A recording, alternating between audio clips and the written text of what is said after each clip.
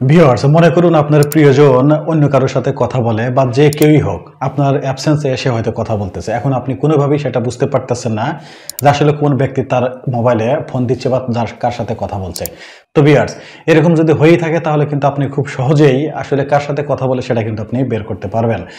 আর এটা বের করার জন্য কিন্তু আপনার প্রত্যেকদিন বা সবসময় কিন্তু তার সেই ফোনটাই চেক করার কোনো প্রয়োজন নাই। আপনার হাতে যে স্মার্টফোনটা আছে সেটা দিয়ে কিন্তু আপনি আসলে বের করতে পারবেন যে আসলে কে তার নম্বরে ফোন দেয়। তো ভিউয়ার্স কিভাবে সেই সেটিংসটা অ্যাক্টিভ করবেন চলুন আপনি এদের সেটা দেখাচ্ছি। তো ভিউয়ার্স এরকম ভিডিও কিন্তু আমার এই চ্যানেল আর পেজে কিন্তু প্রতিনিয়ত আপলোড হচ্ছে। তো আপনারা চাইলেই কিন্তু আমার এই চ্যানেলটা বা আমার পেজটা কিন্তু সাবস্ক্রাইব করে রাখতে পারেন পরবর্তী নতুন কোনো ভিডিও পাওয়ার জন্য। তো ভিউয়ার্স চলুন কিভাবে সেই সেটিংসটা আপনারা অ্যাক্টিভ করবেন আমি আপনাদের সেটা দেখাচ্ছি। তো ভিউয়ার্স সেই সেটিংসটা অ্যাক্টিভ করার জন্য আপনাদের যেতে হবে আপনার ফোনের যে ডায়ালার আছে অর্থাৎ যেখানে ডায়াল করেন আপনারা সেখানে যেতে হবে। তো আমি আমার এখান থেকে ডায়ালারে চলে যাচ্ছি। তো ভিউয়ার্স এখানে আসার পর এখান থেকে উপরে দেখবেন একটা 3 ডট মেনু আছে। আমরা এই 3 ডট মেনুতে ক্লিক করব। এখানে ক্লিক করার পর ভিউয়ার্স এখান থেকে আমরা সেটিংসে ক্লিক করব। সেটিংসে ক্লিক করার পর ভিউয়ার্স এখান থেকে দেখবেন যে বেশ কয়েকটা কিন্তু অপশন আছে। এর ভিতর থেকে আমরা চলে যাব হলো কলিং অ্যাকাউন্টস নামে যে অপশনটা আছে আমরা এখানে চলে যাব। এখানে আসার পর ভিউয়ার্স আপনার মোবাইলে যদি দুইটা সিম থাকে তাহলে দুইটা সিমই কিন্তু এখানে শো করবে, আর আপনার ফোনে যদি একটা সিম থাকে তাহলে সেক্ষেত্রে একটাই দেখাবে। তো আমার এই ফোনটাতে যেহেতু একটা সিম আছে তো আমি সেখানে ট্যাপ করব। এখানে ট্যাপ করার পর ভিউয়ার্স এখানে কিন্তু একটা অপশন দেখবেন সেটা হলো কল ফরওয়ার্ডিং।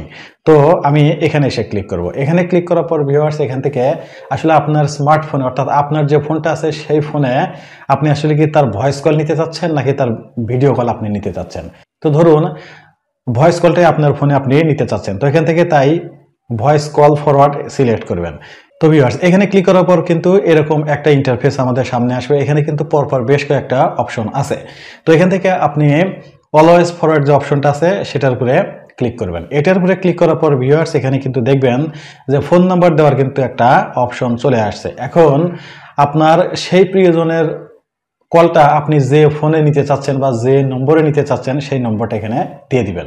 ধরুন আপনার নম্বরে আপনি সেই ফোন কলগুলো নিতে চাচ্ছেন, অর্থাৎ আপনার প্রিয়জনের ফোনে যে ব্যক্তি বা যেই ফোন দিক না কেন সেই কলটা আপনার মোবাইল ফোনে চলে যাবে, তার মোবাইলে কিন্তু যাবে না। তো ভিউয়ার্স এখান থেকে তাই আপনার সেই নম্বরটা দিয়ে দিবেন। তো আমি এখানে আমার একটা নম্বর দিয়ে দিচ্ছি।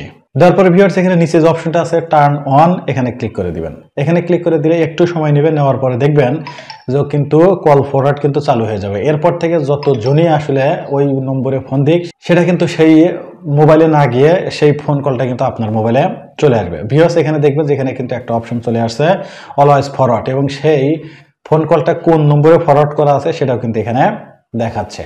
তো ভিউয়ার্স এই অপশনটা অ্যাক্টিভ করার পরে আপনার যদি কখনো মনে হয় যে না এই সেটিংসটা আপনি আবার ডিঅ্যাক্টিভ করতে চাচ্ছেন তাহলে কিন্তু সেটা করতে পারবেন। আবার সেম ওয়েতে এখানে আসবেন, আসার পরে এখানে যে অলওয়েজ ফরওয়ার্ড নামে যে অপশনটা আছে এখানে আপনারা আবার ক্লিক করে দিবেন।